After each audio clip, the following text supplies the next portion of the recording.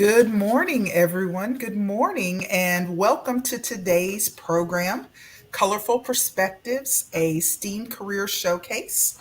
This program is brought to you in partnership with the Charlotte Mecklenburg Library and Queen City Bites.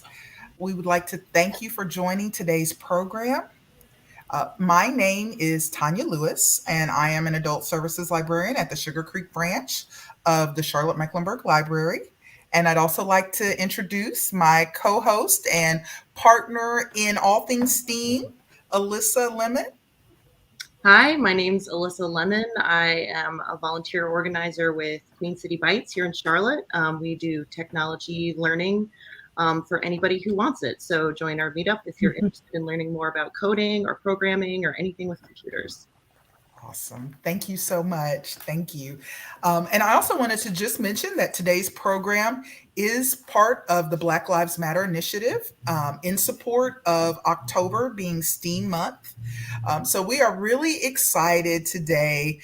We have an amazing panel of STEAM professionals that are here with us today. I'd like to thank them all for taking time out of their busy schedules to join us early on a Saturday morning to share with us their knowledge, their experiences, and to help give some insights to people that might be interested in going down the STEAM path. And for those of you, I know you hear STEAM, I keep saying STEAM. STEAM, of course, is an acronym that stands for science, technology, engineering, arts, and mathematics. So we do have representatives from those different areas that are here to share with us. And with that, we will go ahead and I will start with our introductions. If we could go. Oh, before I do that, let me just mention some housekeeping. This is a safe space, right? This is a safe space of sharing. Everyone has come here to share information. We welcome questions. We welcome you to join in this. Closed captioning is available, and that is available through your Facebook and or YouTube settings, depending on how you're viewing this program. You may ask questions during the comments feature. Generally, we will answer the questions at the end during the Q&A session of the program. However, our panelists may elect to answer a question that's particularly relevant to something they're saying at the time. And just a reminder, this session is being recorded. So part of that is just to make sure that we are able to share this with as many people as possible. So this will be recorded and made available on the library's YouTube channel. All right. And with that, we will move on. So, first, I would like to welcome and introduce our science panelist, Dr. Rosalind Kent, who is a senior technical service and development specialist at Dow. And Rosalind, if you would like to introduce yourself. Hello, everyone, and thank you all for joining today. So I'm Rosalind Kent. I was born and raised in Memphis, Tennessee, currently reside in Houston, Texas. And as Tanya mentioned, I am a senior technical service and development specialist with Dow Inc., formerly known as the Dow Chemical Company. Currently in my role, I work with customers to understand their technical needs and gaps, and I help to develop elastomer products, and I also analyze the performance of those products. And finally, I collaborate with our product development team, our process engineers and marketers to bring new products to the market for our customers. And as she mentioned, I'm also representing science today. Thank you so much. Welcome, welcome. All right. And to our next panelist, we will move on to our engineering panelist, who is Kevin Brown, who is a product engineer and joining us to represent the engineering field. If you'd like to introduce yourself. Hi, my name is Kevin Brown. I was born and raised in Kingston, Jamaica. Um, I've had many experiences throughout life. I was in the U.S. military for 4 years. I wear many hats for what I do. My title is lead product engineer. And what a product engineer does is we're involved in the design and implementation of the entire product, whether it's research and development, continuous improvement, software development. But I do that for biomedical diagnostic equipments for Siemens, and I've been doing this since 2000 October. And I like working with my hands, and I'm mostly known as a nerd in MacGyver. So thank you for having me on the panel today. Thank you so much. All right. And next up, we are going to go to the arts panelist. And I would like to welcome Toy Watson, who is an education and outreach coordinator for PBS Charlotte. She is also very active within the community as the founder of a nonprofit organization called Coalition of Educators Demanding Solutions. Greetings, everybody. I'm probably the last of a dying breed. I'm a native Charlottean. My name is Toy Watson, as she mentioned. I am the Education and Outreach Coordinator for PBS, representing the A in STEAM. And as we know that the A represents the visual arts, history, physical arts, fine arts, and music. And art is about using creativity and imagination to increase the development of STEM. And we created a STEAM. And here at PBS Charlotte, we're able to implement that for kids K through 12 as well as adults. And I'm very, very, very excited to be on the panel. Awesome. Welcome, welcome. All right. And next up, we have LaShonda Faye, who is representing mathematics. And LaShonda is a specialized investment accountant. And welcome, Shonda. Hello, everyone. Again, my name's LaShonda Faye. I'm a specialized investment accountant. I've been doing investment accounting for over 10 years now. I'm from Charlotte, North Carolina. And what an investment accountant do is we work with things outside of the norm. So not your normal equity income, our cash categories. It's those capital ventures, the hedge funds, real estate property, private equity. And we manage those on the accounting perspective, sometimes building financial statements, sometimes just doing the day-to-day cash and transactions and looking at data and seeing how the funds or investments are doing. I love the job.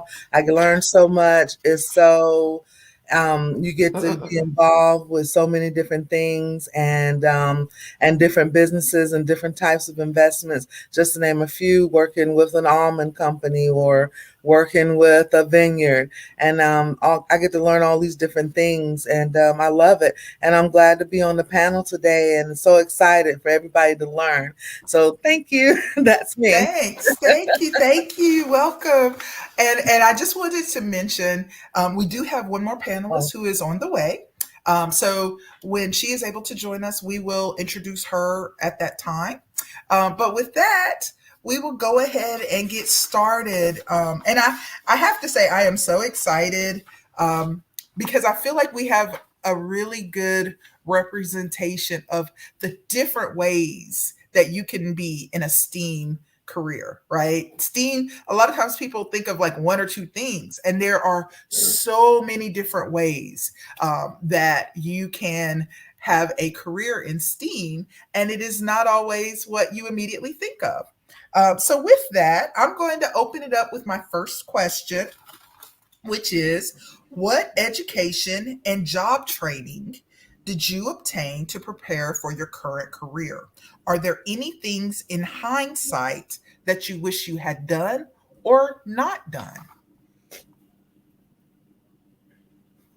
Oh, and before we get started with that question, I'd like to welcome, we have our technology panelist has just joined us, Amanda Reams. And I would like to just welcome her. And she is a technology consultant. And Amanda, if you would like to introduce yourself, thank you so much for joining us. Yes, hi. Thank you so much for having us, Tanya. Yes, my name is Amanda Reams. I am a technology consultant / systems engineer. I've been in the field for about 5 years now. I actually started as a biologist and decided later on to make a career change, and I haven't turned back since. Thank you for having me. Welcome, welcome. Thank you. Okay, so now we are going to go, and guys, this is an open question. So feel free to chime in and just speak to your experience. But I'm going to repeat the question one more time. What education and job training did you obtain to prepare for your current career? Are there any things in hindsight that you wish you had done or had not done? I can jump right in.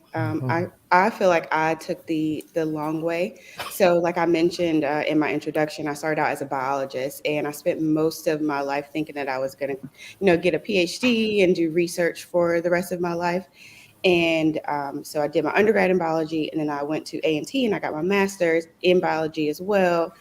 And I just realized I didn't have a passion for it anymore. So I was bored. I mean, I was doing summer research since I was like in high school. So it's something that I had always done, and I just knew it was the thing for me. But when I got to my master's and I realized what being in the lab all day and having to culture cells and do this and that, I just realized it wasn't for me anymore, and I wasn't really motivated. And at the time that I was completing my thesis, I did some computer work because the computers in our lab had like a Linux system on them. And I learned a little bit about Linux, and I taught myself Python. And I decided that that's when I wanted to make that career pivot. And so I got an internship at a tech company out in Raleigh, and I just didn't know anything. And I thought the little bit of Python that I had taught myself would suffice for even just being an intern. And it didn't. I found that, a lot of the people who were coming out as computer science majors just knew a lot more because that's what they kind of spent there all day doing in classes. And I didn't have that background. Now it's not so much a problem because I spent a lot of time kind of self-teaching myself. So I spent a lot of time self-teaching. And if I could look back and turn everything around, I wish I would have just started out as a computer science major from the beginning and kind of really figured out all of my career options when I went into college because I didn't really think about much. I just knew I was going to be biology and I knew I was going to get a PhD and I didn't really consider any other options. So I wish I had some sort of career roadmap in the beginning to kind of show me all of the options that I had and didn't just think that I had to be kind of in that biology box, that there were a lot of things that I could do to kind of pursue like a STEAM career. I didn't realize for me it was just biology. And at the last minute I realized that tech was also an option. And so once I figured that out, I was able to navigate the field, but I wish I had that. I wish I figured it out much earlier. Gotcha. Thank you for sharing that.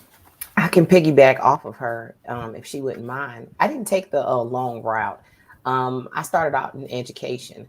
I was a English and Africana Studies major at UNC Charlotte, go 49ers. And then I got my master's degree in urban education and taught in CMS for 10 years.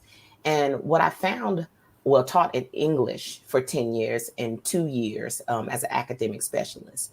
So a total of 12 years. And what I found was just when you're talking about educating children, you're often talking about it from a deficit perspective. And that's not what I wanted. I wanted to just serve and serve underserved communities, right? Historically underserved communities. And what I found is that STEAM and STEM has always been on the rise. I mean, we're the internet generation. I'm a millennial, a geriatric millennial, but not one nevertheless. And I found that the students just did not see representations of themselves inside of that. They didn't get to see lots of engineers doing their thing. They just thought that we were just teachers, but a lot of our teachers, including myself, were lateral entry. I had a concentration in technical writing. And so I brought that to my career, but they didn't know that one of their biology teachers would be went to school to be a geneticist.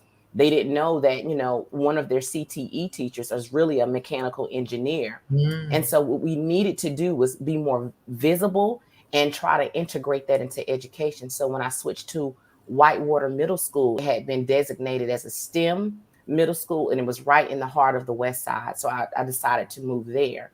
And there we were able to use technology. They got a Verizon wireless grant for about $450,000, and it started to teach the kids coding. And so that's what really started me on my journey, I got Google certified. I started learning about the basics and the foundations of coding. And I wanted kids to know that this is a part of education, not just what you see, but being creative with it is what harnessed me into it. The kids were able to not just read settings, but create visual settings inside of that. I forget what you call it, but it is when you virtual reality. Oh, yeah. And so we would read a book and the kids would actually interpret the settings themselves and create a virtual reality around it. And other people could enter afterwards and they would be graded that way.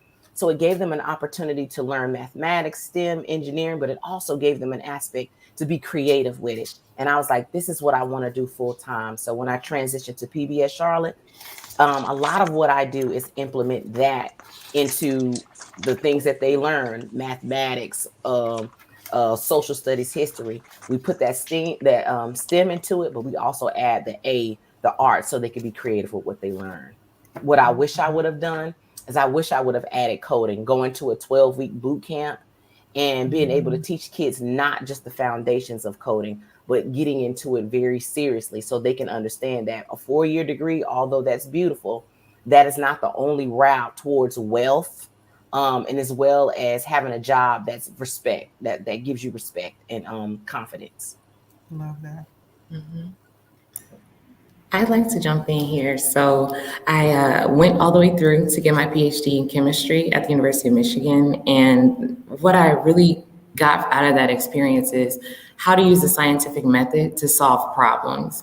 And that has really helped me in my career. When we have these projects as graduate students, sometimes you have to really get creative, and that's where the arts come in. When we're solving customer problems, sometimes in trying to understand their needs and their gaps, you have to get really creative with your solutions. And also in grad school, you learn how to set up experiments and you learn how to use equipment. And I love just going into the lab and being in the lab. I was that person, that nerd, just loved being in there all the time.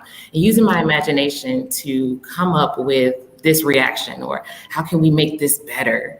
How can we make it faster? How do we catalyze this? I really love just going in there and using my imagination and being creative, right? But I will say, in hindsight, I used to do a lot of data analysis from the instruments that we were using. And a lot of that analysis was manual. And I got into my career at Dow and I learned, oh, you can write a code to accelerate this analysis. So you just pop it into Excel and it does it for you. And I'm like, what? I could have done so much more in my graduate education, my studies, if I had that coding language, if I knew how to program. And so that's something that I would highly encourage young people, also adults, to just learn a coding language. Love it. Love it. Okay. I went the long way as well. I hope y'all can hear me. Mm-hmm. Okay. I went the long route as well. When I finished high school, my plan was to go to college, get a 4-year degree, work for a top accounting firm, and build my way up, get my CPA and everything. But it kind of took a different turn. I went to CPCC from Charlotte, North Carolina. That's a community college. And then I transferred after maybe a year and a half to 2 years and went to UNC, University of North Carolina, Charlotte. And right when I was at the end of my program, I probably had a semester left, I got into a bad relationship and it took me 9 years to go back to school.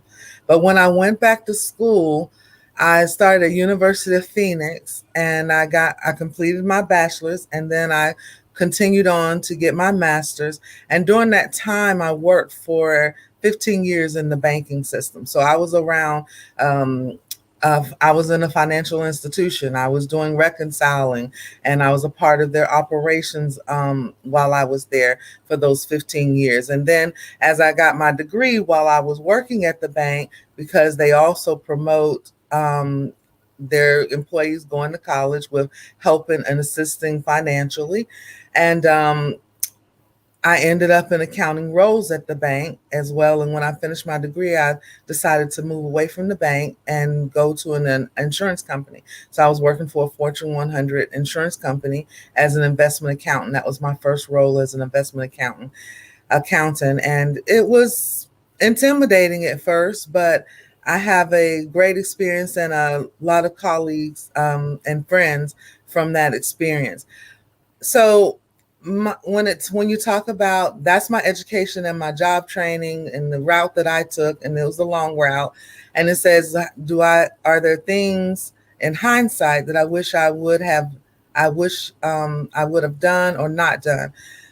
I think I focused too much on a specific path, and in hindsight, I wish that I was not so focused on, oh, I'm not doing it one A, B, C, and D. Sometimes you get an A in between the A and the B, and you just have to go with it and having that attitude.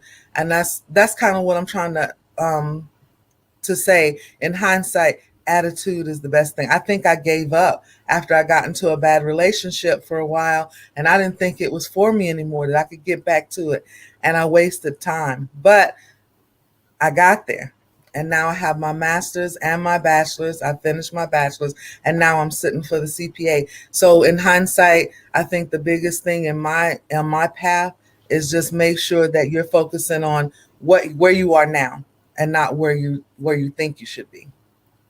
Love it. Love it. Awesome. All right. So, did anyone else want? I'm going to move on to the next question.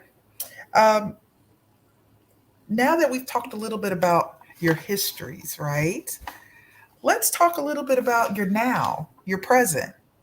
What is your favorite part of your current job? Like, what is the thing that you get excited about that's part of your role or part of what you do? And I'll open that up to anyone. I'll jump right in. I can jump in. Oh, go ahead. Hello? No, I can wait. Oh, okay. Go ahead, Amanda. Okay, And then sorry. Kevin, you can go after that. I'm a talker. I'm sorry.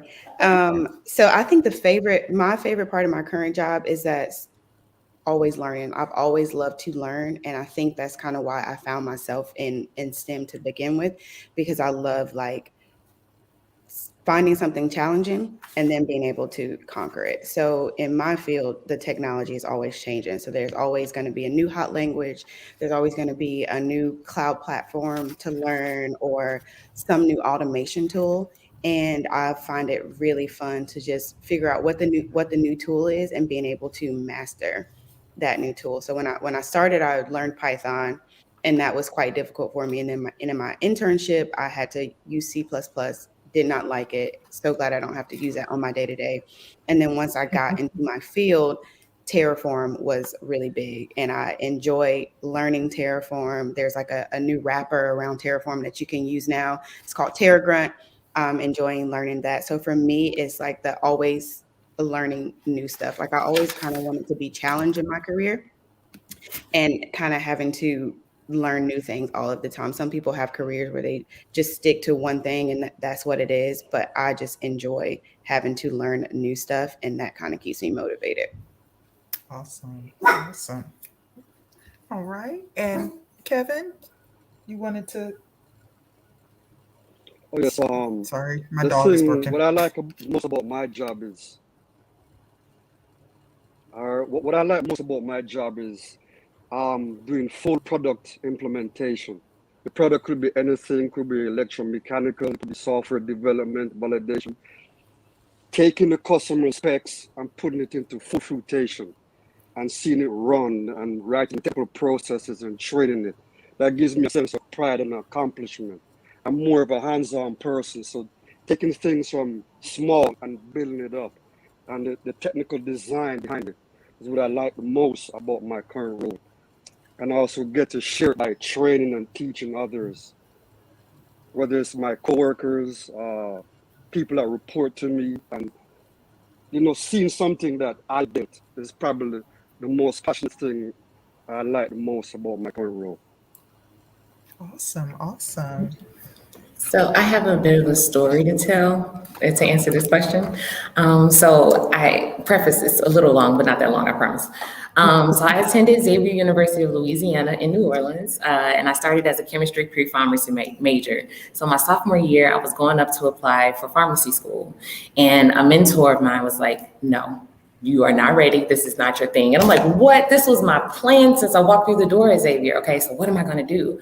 And same semester, I'm in a organic chemistry lab course, and we learn how to make aspirin. And I'm so excited because this is a medicine that people actually take. There's now a connection between what I learned in school and actually what, a real world application. And so from there is when I became really interested in doing scientific research in the lab, and I found these opportunities, and here we are. So fast forward, in my current role, my favorite part is when we get to collaborate with the product development people and the marketers and the process engineers to take the stuff that we make in the lab, and the customer buys it, and now they're using it in the application. They're using it in beauty care. They're using it in cars, or whatever application it may be. It's a way to see your science being applied and making an impact in the world. So I love the work that we do in TSD at Dow. Love it. Love it. And it's interesting. So like hearing both you and Kevin, like you both are talking about that notion of turning something from an idea into a physical reality and then watching the impacts in the world. And I think that is amazing. And that is the creative, like what Toy was talking about earlier, right? Like that is, although you are working in technical fields, that is an art, right? You're creating something out of nothing, and even what Amanda was saying about that continuous improvement and continuous learning and the next new thing. And I think that is a lot of times, I think people miss some of the most exciting parts of STEAM careers because they think of it as this, you just sit down and you code or you do math, but they miss that whole creation aspect, right? There is an art to it that I think people just sometimes we miss. If you've never been in the field, you miss that. No, you're making things, you're using science and you're using engineering and you're using the arts, but you're making things, you're using math, you're making things. So I think that is a really cool thing that you guys are bringing up. If I want to answer last, it's the children for me. K through 12, it's the children. That's the best part of what I do, because so many times the kids, especially this generation, they're told what they can't do, what's impossible, to be realistic. We minimize the possibilities. And what I love about STEAM is that it allows the kids to be imaginative. It allows them to be as vast as they want to be. When you get to the nitty gritty of what STEAM is, everything that they see was a thought, a concept first, and then somebody brought it into fruition. It became an invention, and now you're using it. And so specifically speaking to coding, the kids, this is a generation that's very much into the internet and everything that it brings, and their phones and everything that they see and touch, that they interact with, started out as a code. And the kids are very, very interested in it, and they're good. As young as 4, they're able to grasp foundational concepts of coding. And that's the part that I love. I just think that what I think is so important about what all of us do is that it allows for students or little ones to see the possibilities of what an imagination can do, whether that imagination leads you to create aspirin, imagination leads you to be a CPA for a Fortune 500 company, or that imagination says, well, you know what, I'm going to start as this, but I get to change and do something different. I just think that it's beautiful. And when you see a child do it, I don't know if you guys have ever been to Discovery Place or somewhere in science and seen a child see something that they're mixing come into fruition. It's an amazing feeling, and it's so innocent. And I think that's the best part of what my job is, having a child discover their inner STEAmologist is what I call it. Love it. Oh, I'm going to steal that one, Toy. STEAmologist, yes. Oh, I love it. I'll add to that. When I was in high school and I was trying to think about what I wanted to do, I'm pretty active, and I didn't want to get bored. I wanted to choose a field that would keep my interest, and it was broad enough that I could do, this and still be in that career, or do this and still be in that career. So welcome to the accountant. Um, so I started out in banking, and you're bookkeeping and you're reconciling, and you're working for different areas, the ACH department or credit cards, and I ended up at this one position of resolution services. That was the best first job that I had, because basically I got to learn all about the bank. My job was to take any outages within the bank, and I had to figure out what the problem was and fix it. That was the best job I had at the time, because now I get to learn about all the different departments in the bank, how they work. I have access to all their systems, and I'm learning, just absorbing all that information, and I loved it. And that's what accounting does. You can do taxes, you can work in corporate America and build financial statements from just data. And that's what I've done. I've taken data, and I can create a balance sheet and an income statement and a cash flow. And it's exciting. It's exciting. And then I can look at financial statements of other companies. Oh, they're not doing so good, or, oh, they're doing great, that type of thing. And just glancing over it and understanding business overall. And that for me is exciting. Might not be for everybody, but for me, that's exciting. And now I'm taking a turn in my career right now. I'm on a 6-month contract as a specialized investment accountant. And I'm working for myself. I think my idea when I was in high school was not to do accounting for the rest of my life, because I had so much energy. So I wanted to be able to put that CPA sign in my front yard. And I knew that retirement may or may not, outlive you. And this was my way of generating income when I get older. That's what I thought of when I went into accounting. Okay. But I knew I wanted to do all these wonderful, crazy things, because I have all the energy for it. But I got into banking, and I started learning and absorbing. And that's where I'm at now. And now it's like, okay, I'm moving into my 50s. So I'm starting my own business. I have my own skincare line now. I'm starting tax services in the beginning of the year. So I'm taking that energy now and trying to create flexibility in my life. And you get to do that with the accounting. It's so many different choices. And I believe you might have that same thing with the other STEAM careers as well on the panel.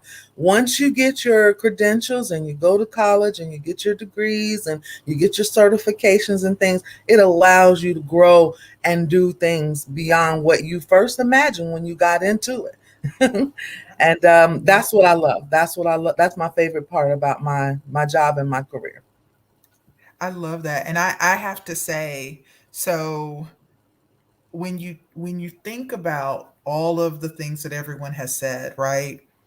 It's part of it is about creating the life that you love, right? It's about finding the joy in your work, finding the purpose in your work, finding the thing that speaks to you. And STEAM is so broad that there are opportunities to do that you can't even imagine till you even get into it. So I love that. Thank you guys so much for sharing that. I'm gonna move on to our next question. Um, and this is still talking a little bit about the now, but this is around what trends do you see in your current field that someone looking to get into the field should be aware of to help guide them to future success? I start community development, not just having and honing in your skills, but how does it enhance the broader community? How does it enhance underserved communities? Seeing billionaires go to the moon left a lot of, or try to go out of space, left a lot of distaste in people's mouths, because what people were saying, and this is around the time where you had the billionaire Bezos, if I'm not mistaken, he had went, and him and his brother went into outer space, and the money that it costs to go, and people are in an economic downturn. Some people coming off of the pandemic, and people were talking about what that money could have been used for, rather other than that. And he made his argument for why it was necessary and what that could do. But what he was missing was the conversation about, yes, you have this opportunity. Yes, it does enhance science. Yes, it brings the private sector into something that was federal and federal at one point. But how are you then going to take that same mindset and help the community instead of just fatten your pockets? And so when you go into one of these, the various STEAM careers, and there are so many, think about always, how does my talents enhance a community that didn't have the access that I have? How do I bring my skills to enhance where I come from, or a community that's similar to where I come from? Always think about how you can serve others with your skills and your talent. And I think that's something that we don't talk a lot about. We talk about moving up and getting and multiple streams of income and, you know, grind culture and getting paid. But we should also talk about how does what I know and what I can do in this career enhance the little toy that's coming up behind me, or the Amanda and the Rosalind, the Kevin, the LaShonda. How do we make sure that we're reaching back for those individuals who might not know or might not have access? Love it. Exactly. Yeah. Exactly. I wanted to jump in as well. So, in technology, and specifically as it relates to systems engineering, cloud engineering is a huge trend right now. So, we always talk about like automation and coding, but sometimes I feel like we leave out cloud engineering and how critical just being in the cloud and knowing cloud technologies will be to for a potential future engineer. So there's Amazon is just not the Amazon that you go online and order packages that get to you very fast. Amazon is also AWS, Amazon Web Services, which has a huge, market, is a big market player in the cloud industry. Mm-hmm. And having some sort of cloud background will easily put you into a six-figure career. And the thing that I love about the age that we live in now is that we have so much knowledge on our fingertips, and a lot of free knowledge as well. So there are places where they'll charge you, $20,000 to learn this one thing, or your education now is a $35,000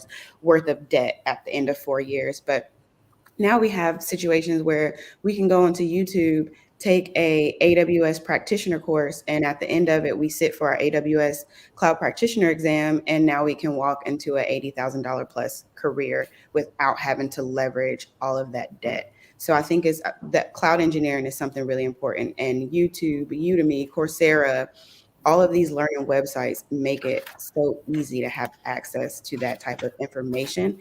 And Toy brought up a really good point earlier where she was like, you don't have to have a college degree anymore. And that is so true. And I preach this all of the time because I have a ton of school debt because I went to school twice back to back. So I have so much debt.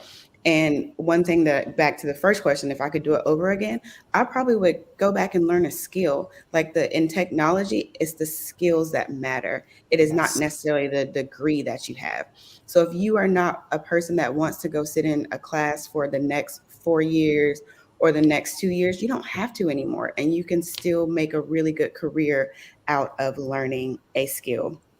And two other things I wanted to mention: blockchain and AI and machine learning are huge right now in technology. Mm-hmm. And you can go online, you can get a blockchain certificate, you can get an AI certificate, you can get a machine learning certificate. And languages like Python and R all make machine learning and artificial intelligence, they power those. So if you can learn those skills, you can also have a great outlook on a future career. That is so. Uh, Let me tell y'all. So a lot of people don't know, but I came from IT before I was a librarian, and it was a technology development program. And the people that had the artificial intelligence, the people that could do process automation, specifically, which is built on cloud technology and creating virtual desktops that run processes, there were bidding wars. There are a lot of newer technologies that, because the number of people that have that skill is so small, that you can write your own ticket, because there aren't enough people to support the need that exists in the companies. And student debt is real. A lot of people are um, hampered by the amount of debt they had to go into. So I hope for everybody that is watching this that you do some research around some of these resources, and we are going to present some resources at the end. And I'm glad you mentioned UDMY and Coursera. Um, I'll make sure that I'm going to add those to that, which, by the way, this presentation will be made available if you registered for this event. I will be emailing that out to everyone that registered so that you get it and you have those resource links, and we will add Coursera and UDMY. But Two I do. others. I'm Sorry, sorry. Tanya. Two other Mhm. learning sites that I think are great as well. Pluralsight and AWS has their own training site as well, where you can go through all of their cloud materials to be Okay. prepared to be certified. And you said what was the first one? Plural? Pluralsight, yes. Plural. Plural site, yes. Okay, got it. All right, I will add those as well. Awesome. Are there any other trends that anyone wants to bring up before we go to the next question? Okay, in that case, we will go to the next question. And this is speaking about your own personal experiences. So, as you have navigated your career in STEAM as a person of color, what are some of the unique challenges you have experienced? How have you overcome or mitigated those challenges?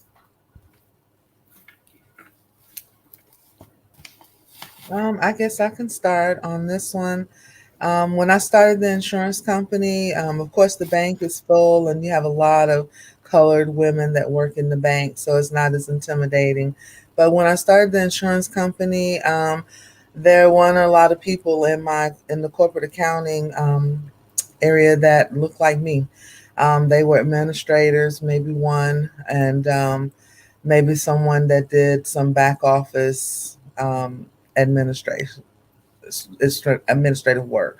But when I go to meetings, I'm the only one with color in my meetings. I experienced the language barrier. You come from college and you have a large vocabulary, but at the same time they're using different. They talk different. They talk fast. And I remember going to my first meeting, and my manager looked at me. He said, "You're not going to understand what they're saying, but it's okay." And I was like, "Huh? Okay." So I get in the meeting, and everybody's from New York. They talk so fast, and the language is so different because they're talking about market. I'm coming from banking, remind you. So they're talking about markets and the economy and stuff. And I'm like, what did he just say? And I did. I had my little notepad and pen, and I barely had scribble on my paper.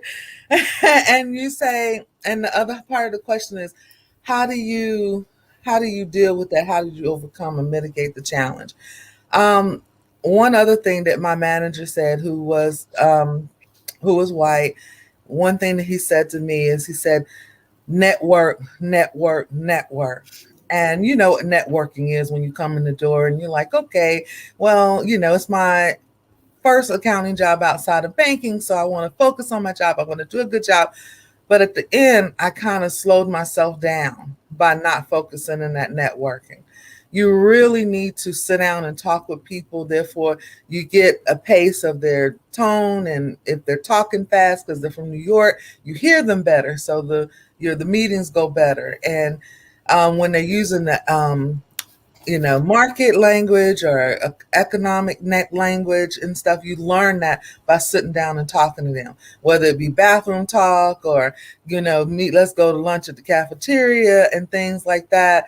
Building those types of relationships, it helps you to kind of overcome those language barriers. Me being, a woman of color in a place in meetings where I don't see a lot of people like me in those meetings, how do you overcome that? You overcome that by realizing that everybody is human beings in the room, regardless of what shade they are. And you do what I just told you. You network. You get to know who your colleagues are and what you have that are in common. and what interests that you share, and it becomes more comfortable for you. And don't, I said it earlier in one of my conversations, focusing on the right things, having the right attitude. It did put a shadow over me for a while. Oh, poor me. I'm the only colored person in the room, but I'm in the room. I'm in the room. Thank God I'm in the room. And, I didn't understand, but, some of the language, and I had a language barrier for a while, but overcoming that and building new relationships I still have today, even with walking away from the company, I still have those relationships, and they're very, very strong, and they're very, very beautiful relationships as well. So that's my answer to that question. Thank I like to jump in here. So, as I previously mentioned, I went to a historically Black college in New Orleans for undergrad. So I was around 80 to 90% African American student population. And then I went to start applying to graduate schools. And unfortunately, not a lot of historically Black colleges had PhD programs in chemistry. So I applied to a PWI, a University of Michigan, and I was one of 2 Black students that came into a cohort of 40 to 50 students. And it was a culture shock. I mean, not only was the weather different going from Louisiana to Ann Arbor, but we were now 4%ers is what we called ourselves. The African American student population at Michigan is 4%. So imagine going into these classrooms, I'm intimidated, all of this knowledge we have to learn. And the way that the classes were set up were also different. So at Xavier, there was no group work. Everyone was assigned your independent work, and you did your work by yourself. But now we had to do group work. And I had this experience where I'm trying to meet up with my team in the library so we can get this assignment done. Only Black student, a group of white males. They never respond to me. I don't know where they're doing the work. So I'm like, okay, I got to do this by myself now. So the way I was able to mitigate that was I told my professor, this is my experience as a Black student here. And if I'm going to be successful, I'm going to need your help. And thankfully, he was willing to work with me, not give me answers. Don't get me wrong. I want to put that message out there. But he worked with me to help me understand the content, because I wasn't able to get that the way the other students were. And so I realized, okay, if this is going to be my experience, I wonder how other Black graduate students are surviving, right? Are we thriving? So then I started to build a support system of other Black graduate students and other programs, and I'm realizing that we're all going through a similar struggle. So my solution to that was, okay, we're going to create more seats. And what I did was I went out and recruited more undergraduate students to come into this program. And I was transparent with them experience would be like, but also there's an advantage to being here. Let's use these resources and push forward and have a larger Black student population. It's not easy, right? But then we have to do the work. I love That's that. powerful. Actually, sorry, Tanya, if you want to move on to the next. Go ahead. Okay. I just wanted to chime in too. So for me, when I first started in my tech career, I was so lonely. I just felt so isolated because there was nobody that looked like me. I've yet to work with another Black female engineer. And sorry, my dog is playing with her toy in the background. It's okay. And I've yet to be on my immediate team. I've never had a fellow Black engineer, male or female. And my prior job to becoming in tech, I worked at a student housing community in college. And all of my fellow employees were Black. We were all in college, so we related on so many levels. And work was just easy and fun because I had people that looked like me. We had the same interests. We could talk about the same TV shows. We could talk about the same music, and everything was fun. You know, if I was having a bad day at work, I could confide in one of my coworkers and they would understand my perspective. And when I moved into tech, I didn't have that anymore. And I just felt so isolated. My confidence was diminishing. I dealt with a ton of imposter syndrome. I didn't know if I should be here. I didn't know if this was for me or not. And then I just decided, I eventually changed jobs because that job was, for me, it was toxic because the culture just did not support a young Black engineer. And so when I changed companies, so many recruiters started to reach out to me and they wanted people with my skills, my skill set, because it was such a niche field. And I realized I'm smart. I'm supposed to be here. I deserve my place in technology. People are seeking out people that have my skills. I should be confident. I shouldn't let the the lack of people, of me not relating to people, stopped me from being a good engineer. And that's when I had that mindset shift, my confidence boosted. And then in addition to that, I've thought of ways to make me not be the only person in the room. So as Rosalind was just saying, like create a support group. So what I have done recently is create a group for, particularly for women of color, but it's open to everyone that want to get into tech that didn't know where to start, especially those coming from a non-traditional background, whether it be that they don't have a degree or that they are switching career fields in general. So I wanted to create a support group and be a resource for women so we can have more people that look like us, because representation matters. Because I was actually having a conversation with a girl who in college said, I wanted to go into computer science, but I thought it was a field for only men. And I don't want anybody to, for that thought to hold them back, to know that people in the field look like you and you can do it too. Don't let the lack of representation stop you, but instead increase that representation and do whatever you have to do to reach a hand back to bring somebody to that next level with you. If I could, before you transition, I'll say something really quickly. Yeah. I'm from here, so I'm old enough to have been bused from my middle school years. And so my parents are from here too. I got a conversation with my father very young about, and I don't know if everybody has this conversation because we're not a monolith, but you have to be 2 times smarter, 2 times faster, to get half the pay. And so I remember before I would go into classes, specifically of science or whatever class, that I would already have the chapter read. I would already be familiar, have notes jotted down. I'm talking about from middle school onto high school. And so when I walked in the room, even when I was young, I knew if I saw somebody that looked like me there, that they were on it. And even in a professional sense, when I walk into a room, I'm the only person, I'm the only Black person, male or female, in my current position. And so I don't walk in with my shoulders slumped, or I don't feel insecure, because I know the work that I had to put in just to arrive. And when I do see somebody else there, I know that is of color. She's not necessarily Black. It's a Latina woman that's in our executive producer position. But when I saw her walk in the door, I was like, she's phenomenal. I already know, because I'm sure she had to jump hurdles that were 10 feet tall to be there. And so one of the challenges that I had was people feeling like I'm too confident. They want you to kind of dim your light, like, all right, girl, but calm down a little bit. And no, I won't, because I know what my mother and my father had to walk through to be where they were. And being that I'm a first generation in my family college student, I know what I had to do.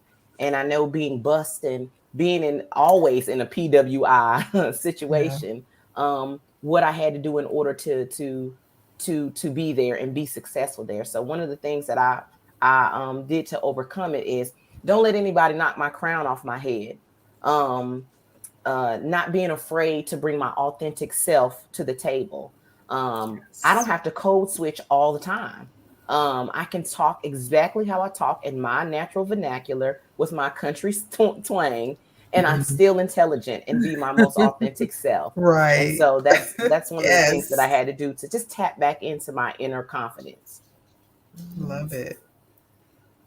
Confidence is so important, and I don't think people realize that if you have the confidence, you can literally make it through any situation. If you just own what you know and wear your phenomenal woman hat all the time, you're unstoppable. You really are. Yeah. And one thing I want to just mention, to make sure everyone understands. So when the panelists are mentioning PWI, that means a predominantly white institution. And when we mention HBCU, that is a historically Black college or university. So I just want to make sure that everyone understands the terms that we're using as we're discussing our experiences. And did anyone else want to answer that question? All right, I have something. Yeah, I have something I can chime in with. So with me, being a man of color, and also double whammy being a foreigner. I see two different things, and they intertwine often with each other, and I get hit from both angles. I've been in this country since 1991, living on my own, and most foreigners reach out with a culture adaptation process. And the challenge for me was adapt as a man of color, as a person of a different culture. And I get it from all walks of race, creeds, genders, just by being both. And every job I've ever had, I've always been the only man of color engineer. And so what I've learned over the time is don't add fire to the flame. Continue being who you are, the best at what you're doing. I'm already doing what I love. Cross all my T's, dot all my I's. And the other way I got around that was have a network of support friends or within. And I try to help others. And for me to advance through the ranks, I had to always do a major impact for the company to be even recognized. And I constantly have to be watching over my shoulders because there's always people or someone who's trying to bring you down or make things worse for you. But I think my work speaks for itself. And Yeah. I just want to encourage everyone to also be mindful of, dealing with foreigners. It's a long process. We deal with several things, and it's a constant struggle for us. And it's because in Jamaica we have our own issues. In this country, is a different set of issues. But it's a learning process. Yeah. I think Voilà. that's something that when we talk about the intersectionality, right? There are so many different aspects of who we are as a person, right? Whether it's our culture, whether it's our gender, whether it's our race, and those intersections, right? They don't just define our perspectives, but sometimes they also are the lens that people see us through. And we have to navigate the world based on how they view us and how they treat us based on how they perceive us. And I think that's a really good point. And that's something that, you know, I love that everyone has spoken about the importance of having a network, right? On every comment, in every situation, when we talk about how do you navigate, your career as a person of color, everyone has cited that a major factor in their success has been their network, right? So there's an old saying, right? Iron sharpens iron. You know, be careful who you allow in your space and your energy in your circle, who you listen to, right? The things that you absorb into yourself. Earlier someone mentioned, I learned and I absorbed. I think it was Shonda talking about I absorbed. I went in there and I listened and I absorbed. And I think that is an awesome thing to do. So I do see one question I want to just mention. I think there's two questions, right? One is a question came about what is STEAM? So STEAM is really an acronym, and it is science, technology, engineering, arts, and math, right? So it's an acronym that covers those areas, and we're really excited that we've got panelists from each of those areas. And we also had a question, and I think this I'm going to go ahead. I know we said we were going to ask questions at the end, but I think this question is kind of a good way to cap off this part of our discussion. Jeremy asks, what kind of support would you like to see from white colleagues to encourage workplace diversity and create welcoming environments? I can start from this one. There's two perspectives on this. One is my own perspective because I'm intimidated by the situation that I'm in, only seeing, myself only in certain situations. And I had to get past that. I was like, okay, well, what are they doing? Are they beating me? Are they giving me the eye? They're not. They're friendly. They're talkative. They're engaging to me. They're welcoming me. When I first started the insurance company, we went out to lunch. They wanted me to take me to their favorite spots that they like to go to, and that was the way they brought me in. Oh, we always go here on Fridays, or either we go for Mexican, on Fridays, or sometimes, oh, we love Thai. Have you had Thai? And, that was inviting for me. And then there was another situation I was thinking about with this question, when we had some riots here in Charlotte, and there was some deaths that was because of those riots. And the riots were going on for quite a while. It was over a week, and you're hearing things on the news and stuff. And my manager, who was white at the time, he did something that still amazes me, and I don't think he know the impact it made on me. I'm African American, I'm at work, but there's all these things going on in our country and in my city. And he comes over and he says, Shonda, are you okay? He said, are you okay with everything going on? If you need anything, just let me know. If you need to talk or you need time off or anything, just let me know. That meant the world to me at that time, because I have to walk into a business and I can't acknowledge how the things around the world are affecting me because I don't feel comfortable enough to do so. And with those questions and inquiries from him, it let me know it was okay and that he noticed. And those types of things are definitely something you want to see. I have probably over 200 people in my area on the floor that I sat on, that I talk to and walk past every day. And one asked me, was I okay with what was going on around me in my city at the time? But it meant everything. I love that. I love that. Yeah. That's valid, and that's the thing, right? So part of that human connection, and recognizing our experiences and our perspectives, and checking in, that are you okay is everything. If you've ever been at a time where you were dealing with some things and someone asked you that, are you okay? Sometimes the are you okay, it will lead to the floodgates, Mhm. but it is actually, the fact that you recognized my pain and wanted to check in on me. I think that is an amazing story, and that is definitely a way that, I think it creates that support that we talked about earlier, right? He was showing his support. Can I add to that? Sure. Just understanding for my white colleagues, understanding that we are not a monolith. um we are human family, but my particular answer or experience is exclusive to me and my own.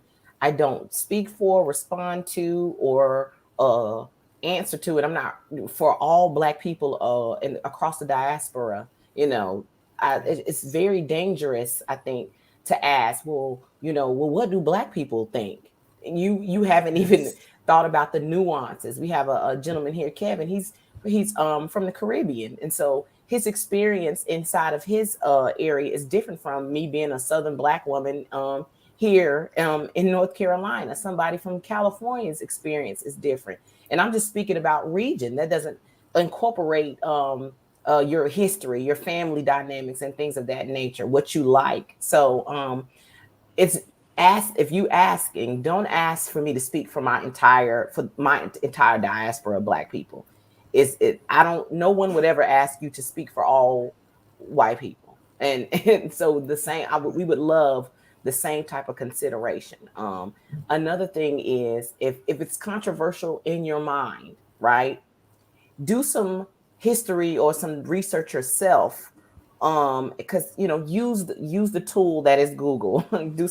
Read some Google Scholar journals. Like, if you feel like, okay, I don't know, I feel nervous to ask this question, do some research yourself. Like, get some books and beef up on the questions that you have in your mind, because I'm also not Black Google. Like, you're not gonna be able to have me answer all of the questions for all of the people all across the universe. That's Please true.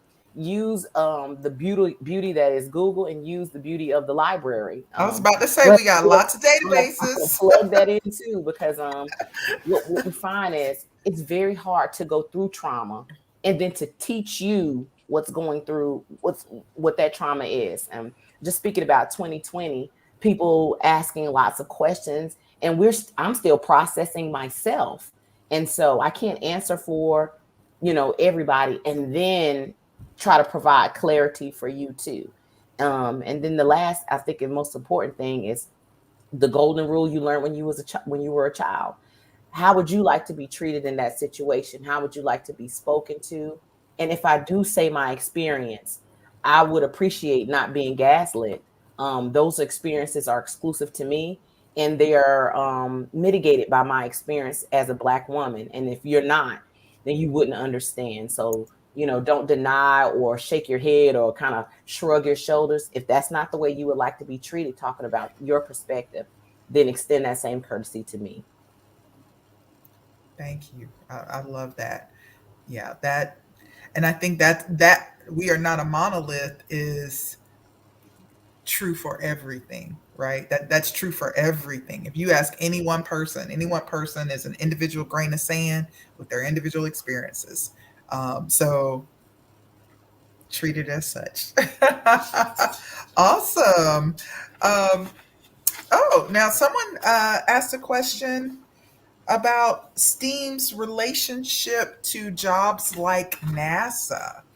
Um, does anyone want to take that question? Does STEAM relate to jobs like NASA?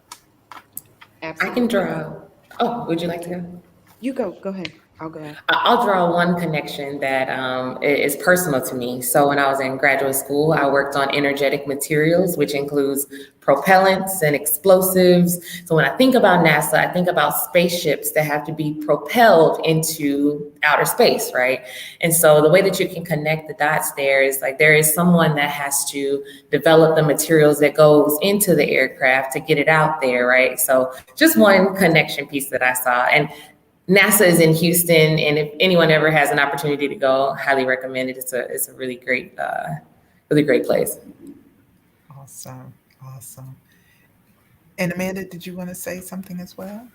Yes, so NASA has so many jobs. It's not necessarily, obviously, it's all about, space and everything, but they have jobs related to network engineering, systems engineering, cloud engineering, and because there are so many components that power the spaceship, that power the calculations around our ability to navigate space and understand space. So I actually have a teammate now who was a former NASA employee, and he was a systems engineer, which is what we do now. It's all about cloud engineering. So there are so many, like if you just did a Google search right now for NASA tech jobs, so many different things would come up, and it's not limited to just knowing,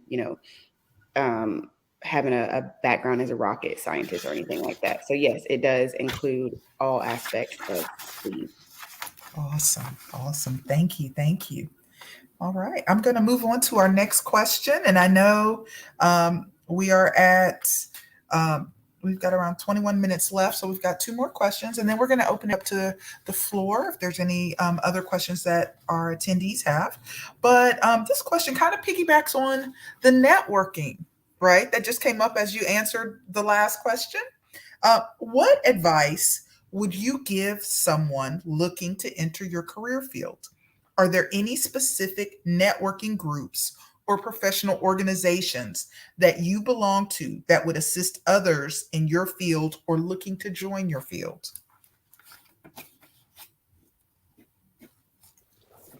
I can go. For me, you can join ASQ. That's a good starting point to learn lean manufacturing processes. And they also have groups where you can interact with other people on a worldwide level. And you can provide feedback and suggestions and work on projects together.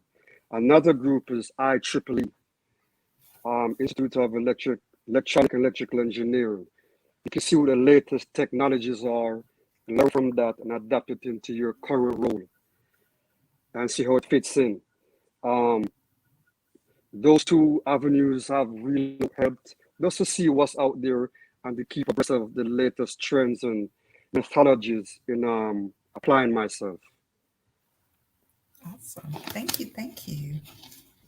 I wanted to jump in as well. So right now, tech is such a buzzword, and everybody's like, oh, I want to know how I can get into tech and what's available to me.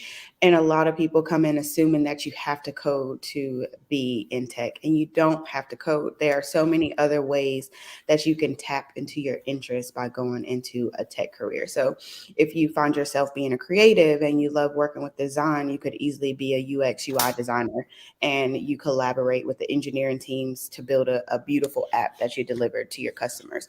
With having, you don't have to know any code to do that. There are softwares that you can use to get your job done to make that happen.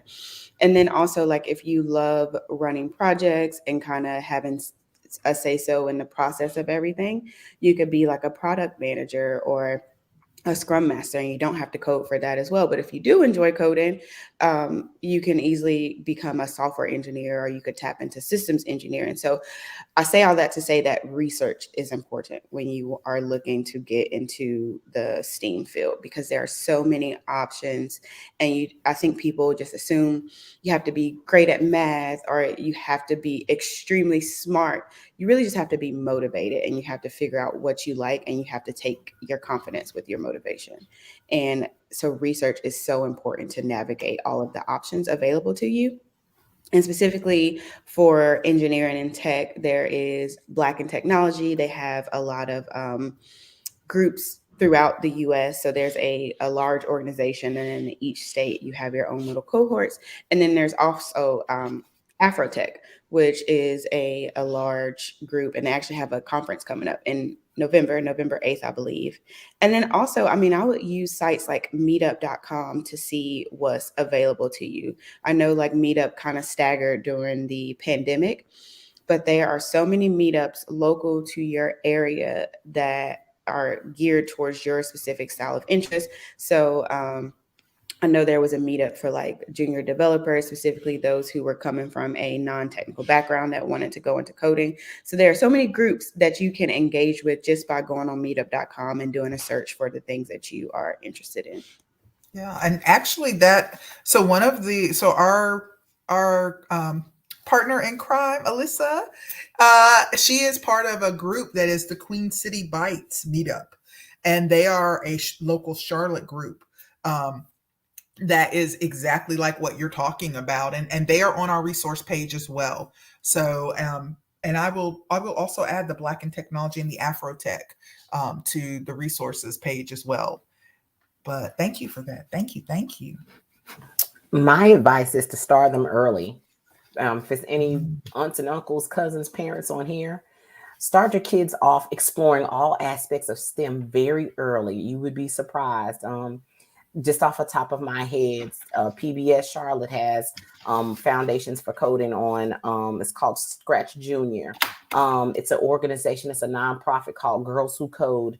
They specifically go after girls so they can learn that aspect of it. UNC Charlotte has an extensive program where during the summer they have summer camps that's around engineering and science and chemistry. And the kids like have a project at the end where they're developing stuff. And I've had kids like, I made this and it's theirs, and they show it to me. And so my advice is start your children off early and expose them to every aspect of STEAM, every aspect of it. If they are creative, like she mentioned, then make sure that they have some idea about what that is. If they like design, it can be Linux, it can be HTML. Like, let them explore every aspect of it, and then understand that, put that in your back pocket for later. Because let's say you do want to be a nurse, or you decided to be that. If you hone into those skills, you've now created another stream of income, and now you have multiple streams of income, and that's going to be so important to building your wealth and a possible generational wealth as well. And so, and then the last thing is, once they get excited about it, have them build teams very young. A lot of people I know have went into business together because one person that they met did this and another person that they met did this, and they're on opposite sides of the United States, but they meet virtually on Zoom in order to collaborate with each other. And it's a wonderful thing. So expose them early. 4 years old, expose them very early, expose them to them all, and don't box them. Let them be as imaginative as they would like to be. Because you can get somebody who wants to be an astronaut, or you get somebody who wants to make the makeup that they see Jackie Aina use on YouTube. Like, so just let them explore. Yes. I wanted to chime in and piggyback off what Toy said. That is so important to get them started early.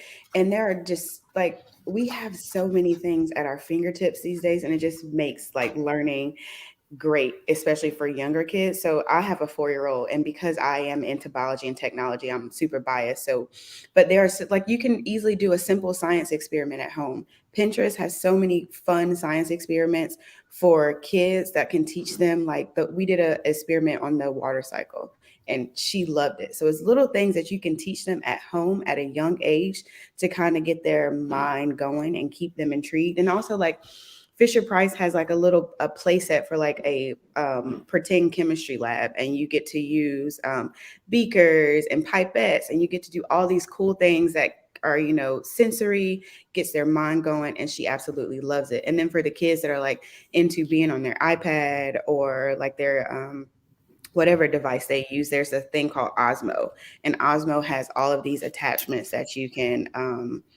use on your iPad, and it teaches them coding. It teaches them so many different things. So there's so much stuff on the internet. Pinterest has great science experiments for young kids.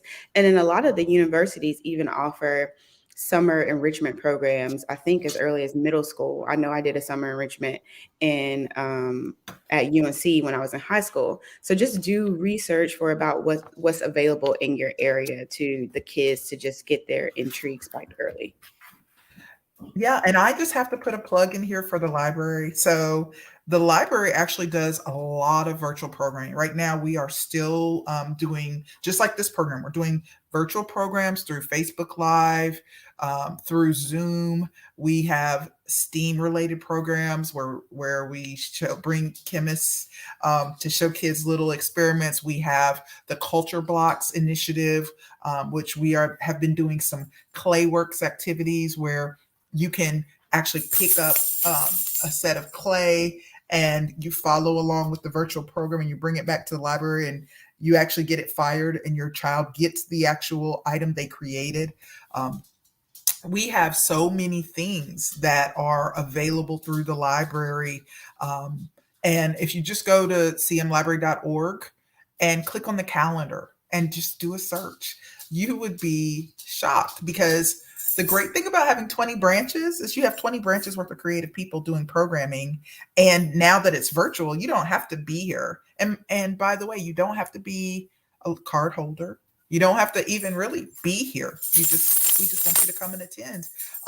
And we bring amazing people like our panelists that we have today to these kind of activities and these kind of events. And also, like Alyssa's organization, Queen City Bites, they have a whole Code Lab series where we do things like intro to programming, intro to HTML. I mean, there are a lot of things that are available for free through the library. And that exploration is key. I think what all of our panelists are talking about is, I loved it when Toy said, don't box your child in, and Amanda spoke to that too. You expose not just your child, expose yourself, right, to different things. And you are going to be shocked at what might really catch you. And you find that you have a love for that you really wouldn't have thought it.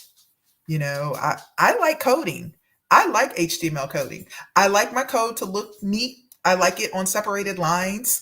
It is part of my little probably over organization and list making, detail oriented nature, that HTML coding was just, I loved it. I love an open and a close, and it's clean and it's neat, and it's, you would be shocked at the things that even creatives love about certain STEAM areas that you would have never thought you would like that.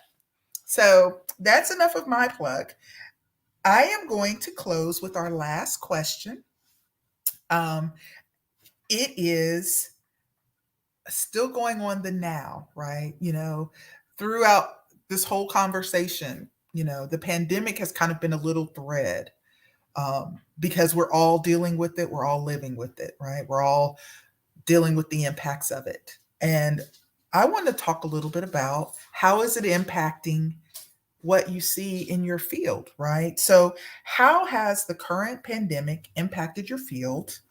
And are there any unique opportunities or challenges in your career field that are specific to the pandemic that you've noticed?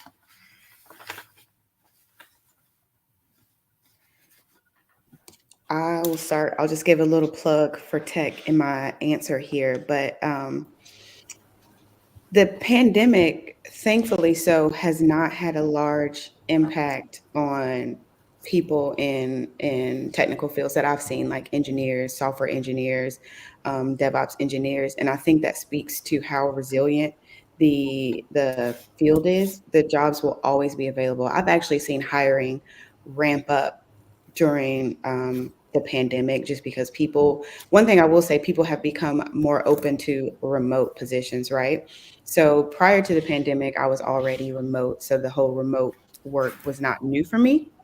But for companies who were still in tech and not had and hadn't yet gone to that remote model, they have become remote now, and they have opened up more positions to people across all over the US. So I've seen hiring increase just because of the ability for people to work remote, and people now can tap into a skill set across all of the US and not just limited to your state, your city. So but tech is resilient, and there are a lot of jobs available. They're looking for people with skill sets that a lot of people don't have.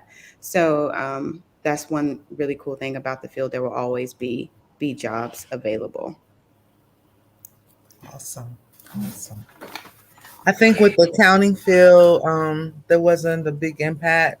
A lot of the jobs went to remote, and for me, I think it was easier with me finishing out my bachelor's and getting my master's online.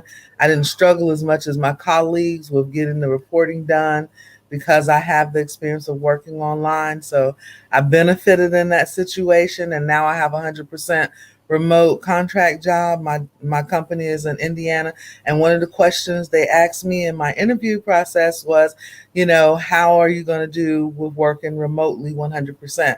I'll do just fine.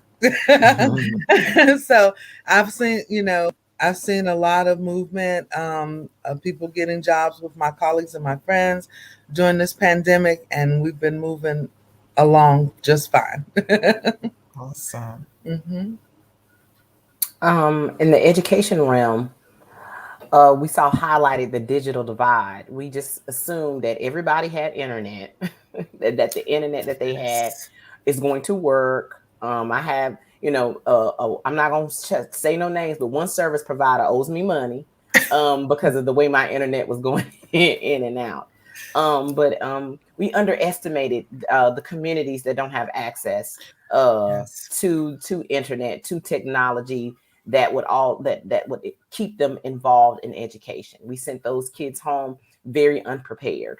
And so that's one of the struggles of it. Another struggle is the quality of the education that was received when the students were at home. Now, I'm an advocate for education in any way that you can get it. I don't think that the kids can't learn online. I think what we were presented to them was kind of half baked, and so we got a half baked result. And so one of the opportunities for those, because I don't like to just complain, the opportunity is for us to put pressure on our government to make sure that Wi-Fi is free, especially kids who are within a school radius. If you have a neighborhood school, that Wi-Fi should be strong enough for the people that's in that community, especially underserved communities, to be able to tap in, especially during school hours, using their school ID. Somebody is smart enough to do that. Somebody create it. And then also challenging our community to donate old technology, old laptops to schools and to communities so they can be refurbished and given to kids so they can use them at home or wherever. That's another opportunity. And then the last opportunity, because I want to be brief, is parents working in cohorts. You have a doctor on here. That's something fabulous. See if you can't reach out to people who are professionals in that area so they can do what we're doing now. Have an opportunity to speak to them, have an opportunity for kids to see them, because representation is so important, and they can ask them questions. And don't be afraid that if your school doesn't offer something that the kids can't have it. That's absolutely not true. Do some digging, do some researches. There's a lot of things that are out there for free that you can attend virtually, like Tanya mentioned, and have people come out and virtually and do stuff for your kids, and your kids can be exposed in any kind of way. So that's it. That's my spiel. I love that. And just to shout out the library, we did actually have a MechTech project where we distributed refurbished laptops to people in the community. And I think that when we think about infrastructure, right? Like there's this big bill now. Everybody, infrastructure. We think bridges, we think roads. Well, really, internet access is infrastructure now. It is no longer a luxury. It is not just to go, watch videos on YouTube. It is a means to live. It is a means to have the successful career, to have access to school, to have access to information. Even earlier when LaShonda was talking about, understanding business data, and I thought I was immediately like, ooh, that's information literacy, right? Like, do you know how to tell a company is doing well? Do you have the access to get online to see, their annual reports? And, so I think that is a very important issue facing our community. And when I say our community, I don't even mean just Charlotte. I think that is actually a countrywide issue of, we have to redefine what infrastructure is, and that's needed to access these career paths, this education, all the things that we are needing as we move forward, especially dealing with the pandemic, where your ability to access things in person is limited. So I loved that one. I loved that answer. I loved all of our answers. Tanya, can I make one more comment? What made Sure. me think of something about the digital divide. So I'm actually not in Charlotte. I'm in Raleigh, and there is something in Durham called the Cramden Institute, and they are particularly geared towards helping people have access to technology in this age where there are a lot of communities that don't have it. So they do take donations of used computers. They don't care what state they're in, and then they give these away for free to communities so they have access to the internet of all things. And then they also have digital literacy classes on technology. So maybe that's something that you all can add to the resources page. Awesome. I sure will. I sure will. And I will say, we also at the library do a lot of digital literacy. So if you go to our calendar, I'm teaching 2 Excel classes next week, but we have everything from computer basics and internet basics to email to Word, Excel, PowerPoint, Canva. And we also have resources available even beyond that, which actually, that is going to be on the resources slide, of some of those database resources, things like LinkedIn Learning, and various databases where you can do research, or you can take classes, or you can learn a language, transparent language. So there is so much available. But to Toy's point, you've got to have the internet access to be able to access those resources. So we've got. It looks like we got one question just came in, and I know that we are about at time.